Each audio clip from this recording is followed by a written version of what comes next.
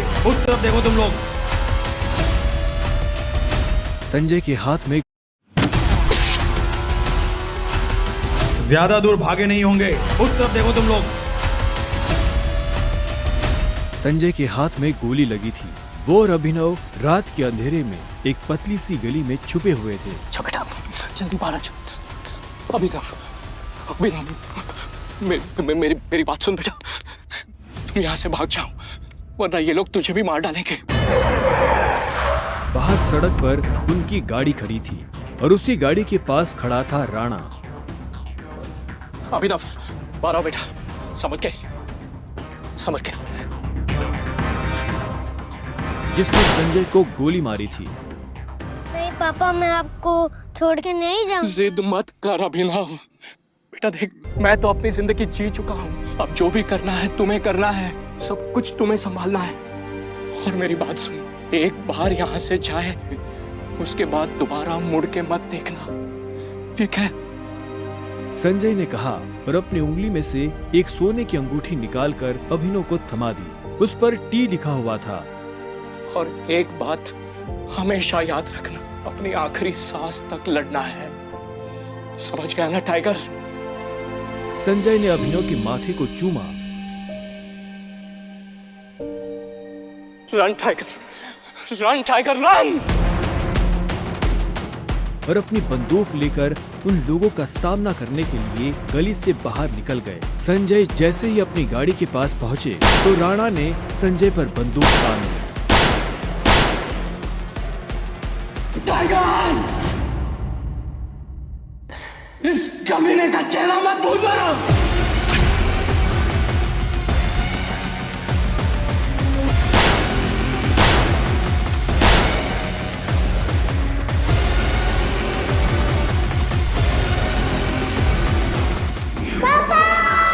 अभिनव चिल्लाया और अचानक से उसकी नींद खुल गई। पसीने में तरबतर अभिनव अपने बिस्तर पर उठकर बैठ गया और गहरी सांसें लेने लगा। 18 साल, पिछले 18 सालों से ये सपना इसी तरह से अभिनव को परेशान कर रहा था। अभिनव ने पहले अपनी उंगली में पहनी उस अंगूठी को देखा और फिर बाथरूम की तरफ बढ़ने लगा। अभिनव गुड़गांव में रहता था और डिलीवरी बॉय का काम करता था। हालांकि इस काम में उसका मन नहीं लगता था, लेकिन अनाथ आश्रम से निकलने के बाद उसके पास ये करने के अलावा और कोई चारा नहीं था। 18 साल की उम्र में उसने अपना खर्च खुद उठाना शुरू कर दिया था। उसकी जिंदगी में बस एक ही खुशी थी, उसकी गर्लफ्रेंड वैभवी। जब भी वो वैभवी को देखता तो अपने सारे दुख भूल जाता था और आज तो वैभवी का जन्मदिन था, इसलिए अभिनव जल्द से जल्द उससे मिलना चाहता था।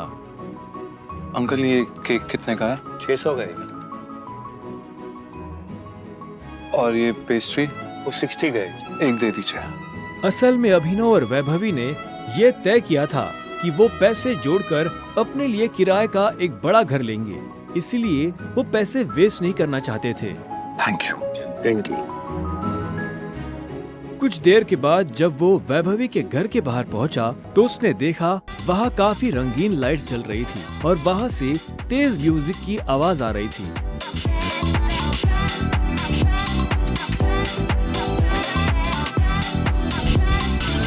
वैभवी, ये सब क्या है? ये कौन है वैभवी? देख नहीं रही है, डिलीवरी बॉय है। पर हम तो केक मंगवा चुके थे ना, फिर तूने पेस्ट्री क्यों मंगवाई? ओह, याद आया, ये तो वही डिलीवरी बॉय है ना जिसको तू डेट कर रही थी।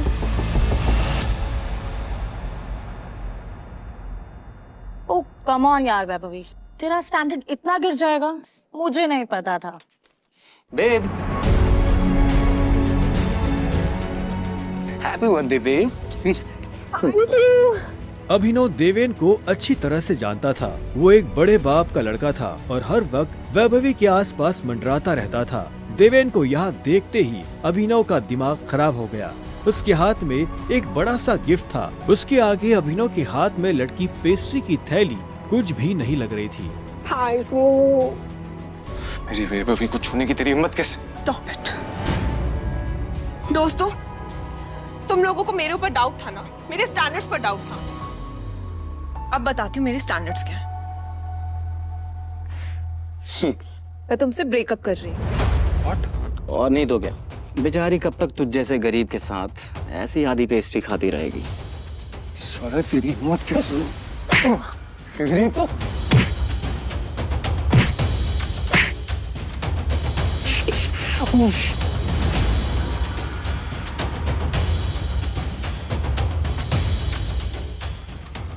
ये तुमने ठीक नहीं किया वैभवी। और अभिनव वहाँ से निकल गया। वो उन दोनों की शक्ल अब और नहीं देखना चाहता था। उसकी आंखों में आंसू थे और उसका दिल बुरी तरह टूट चुका था। हर घूंट के साथ उसकी आंखों के सामने वो दृश्य आ रहा था जिसमें देवेंद्र वैभवी के गालों को चूम रहा था। ये तुमने अच्छा नहीं किया वैभवी, तुमने बिल्कुल अच्छा नहीं किया। बहुत गलत किया तुमने मेरे साथ, बहुत गलत किया। अभिनव धोखे के नशे में डूबकर बेहोश हो चुका था, लेकिन उसके लिए ये रात यहाँ खत्म नहीं होने वाली थी। उधर जब अभिनव सड़क पर बेहोश हो गया था, तब इधर सनी सिंह अपनी गाड़ी में बैठा बेचैन हो रहा था। सनी सिंह की बहन अनन्या उसके गले का कांटा बन गई थी। सनी अपने दादा हरदेव पाल सिंह की नजर में आने के लिए और अनन्या को रास्ते से हटाने के लिए कुछ भी कर सकता था, और आज वो अपनी गाड़ी में अपने आदमियों के साथ निकल पड़ा था अपनी बहन को सबक सिखाने के लिए।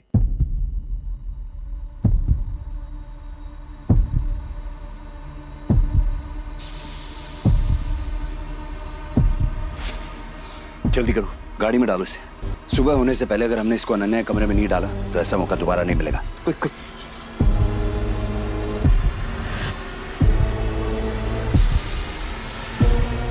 सनी के आदमी अभिनव को उठाकर सीधा रूम नंबर 409 में घुस गए। इसके कपड़े उतारो और बेड पे लिटाओ उसको। कपड़े उतारो उसका। उन्होंने अभिनव को बहुत आहिस्ते से उस बिस्तर पर लेटा दिया। वहाँ पहले से सनी की बहन अनन्या सोई हुई थी। सुबह जब अभिनव ने करवट बदली तो उसका हाथ एक नरम हाथ से टकरा गया। अभिनव की नींद टूटी और उसने देखा कि वो एक अनजान लड़की के बगल में लेटा हुआ था। समझ आ रहा था कि वो बहुत अमीर आदमी थे। अनन्या को इस हाल में देख उनकी आंखें गुस्से में लाल हो गई थी। मुझे तुमसे ये उम्मीद नहीं थी। दादाजी, आप जैसा सोच रहे वैसा बिल्कुल नहीं है। अनन्या, तुम्हें अच्छे से नियम पता थे, फिर भी तुमने सारे नियम तोड़ दिए। नहीं दादाजी, नहीं। और तू? जब अभिनव की नजर हरदेव से मिली तो उसे लगा कि वो अपनी आंखों के सामने मौत देख रहा है। तूने मेरी पोती के साथ रात गुजारी है ना? आज से हमारे परिवार के कानून के हिसाब से तू सिंह परिवार का दामाद है। क्या? उन दोनों के बीच में लेकिन कुछ हुआ ही नहीं है। दादाजी, कुछ नहीं हुआ है। कुछ नहीं किया ना तुम दोनों ने? तो क्या ये था?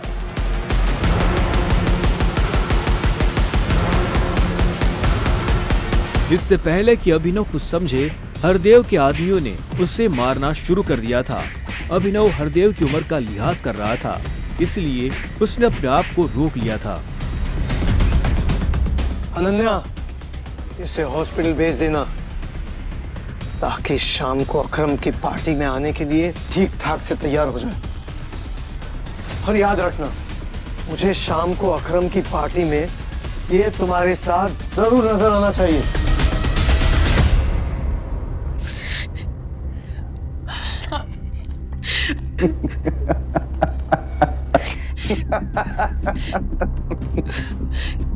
क्यों मेरी जिंदगी बर्बाद कर दी तुमने? क्यों? अभिनव के पास इस सवाल का कोई जवाब नहीं था।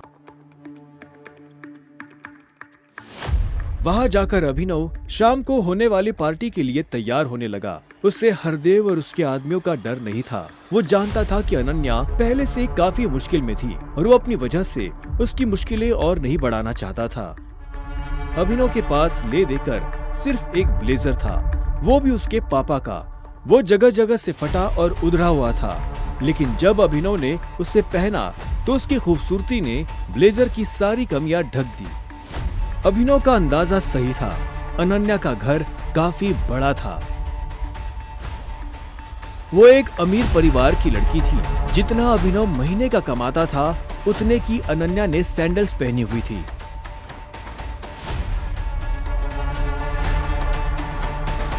अनन्या की आंखों में दिख रहा था कि वो अभिनव से कितनी नफरत करती थी। अभिनव भी पार्टी में इतने बड़े लोगों के बीच जाने से घबरा रहा था। उसी घबराहट में उसने कब अपने पापा की अंगूठी को उंगली में गोल गोल घुमाना शुरू कर दिया, उसे पता ही नहीं चला।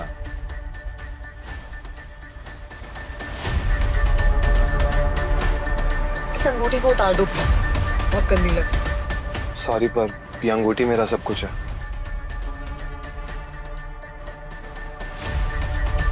अकरम का घर किले जैसा था, जिसके चारों तरफ बाउंसर्स बंदूकें लिए खड़े थे। जैसे ही अनन्या और अभिनव अंदर आए तो इतने में उसकी नजर देवेन से टकरा गई।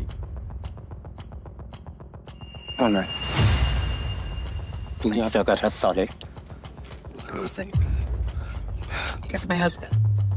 अन्ना पागल हो गई हो तुम? इस सड़क चाप में ऐसा क्या देख लिया किससे शादी कर ली? जुबान संभाल के बात कर।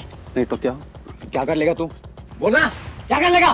देवेन भी तैश में आ गया। अभिनव उसके ऊपर हाथ उठाने ही वाला था। इतने में उन दोनों का झगड़ा देख पार्टी का ऑर्गेनाइजर अकरम वहाँ पहुँच चुका था। क्या हो रहा है यहाँ?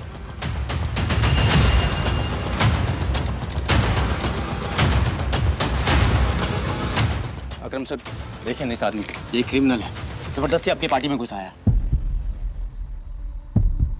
इधर आओ।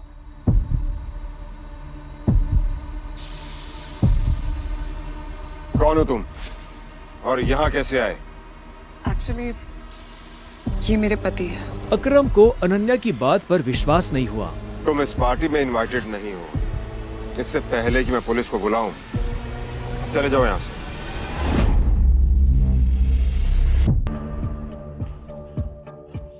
टाइगर? अभिनव ने अकरम के मुंह से ये शब्द सुना तो वो हैरान हो गया। उसे अचानक से अपने पिता के वो आखिरी शब्द याद आ गए जो उन्होंने अभिनव से विदा लेते हुए कह दिए थे। लेकिन अभिनव हैरान था। उससे समझ नहीं आ रहा था कि अकरम ये सब कैसे जानता था। आखिरकार मैंने तुम्हें ढूंढ ही लिया टाइगर। टाइगर?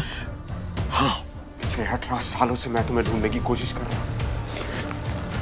तुम हमारे टाइगर हो, हमारी हजारों करोड़ों की एम्पायर के वारिस, जिसे हम 3 दोस्तों ने मिलकर शुरू किया था। मैं, तुम्हारे पापा संजय गढ़वाल और राणा अग्निहोत्री। वो देखो। इतना कहते ही अकरम ने दीवार पर टंगी एक तस्वीर की तरफ इशारा कर दिया, जिसमें संजय, अकरम और राणा तीनों मौजूद थे। राणा को देख अभिनव को झटका लगा। उसकी आंखों के सामने वो सपना फिर से हरा हो गया जो वो हर सुबह देखकर उठता था। उस रात अभिनव के पिता को जिस आदमी ने गोली मारी थी वो राणा था। दोस्त होने के बावजूद राणा ने अभिनव के पिता के साथ गद्दारी की थी। अभिनव की आंखें चिंगारी सी लाल हो गई। क्या हुआ? तुम इतना गुस्से में क्यों? नहीं, मैं ठीक हूँ। आप मुझे कुछ कहना चाहते थे? आ गए हो तो इस कंपनी की भाग दौड़ अब तुम संभालोगे। अपने पापा के काम को अब तुम्हें आगे बढ़ाना होगा टाइगर। ये सुनते ही अभिनव के कान खड़े हो गए थे। कल तक उसकी जेब में 100 रुपए भी नहीं थे और आज अचानक वो हजारों करोड़ की कंपनी का मालिक हो गया था। अब आगे क्या होने वाला था? क्या अभिनव अपने पिता की मौत का बदला ले पाएगा? कैसे एक डिलीवरी बॉय संभालेगा अपने पिता की हजारों करोड़ की कंपनी द माफिया किंग को? जानने के लिए सुनते रहिए द रिटर्न ऑफ टाइगर, सिर्फ पॉकेट एफएम ऐप पर। जैसे कि मैंने तुम्हें बताया कि तुम्हारे पापा के जाने के बाद माफिया वर्ल्ड में अफरा तफरी मच गई थी। हम उसे भी संभाल रहे थे और तुम्हें भी ढूंढने की कोशिश कर रहे थे, लेकिन वक्त के साथ साथ तुम्हारा चेहरा भी बदल रहा था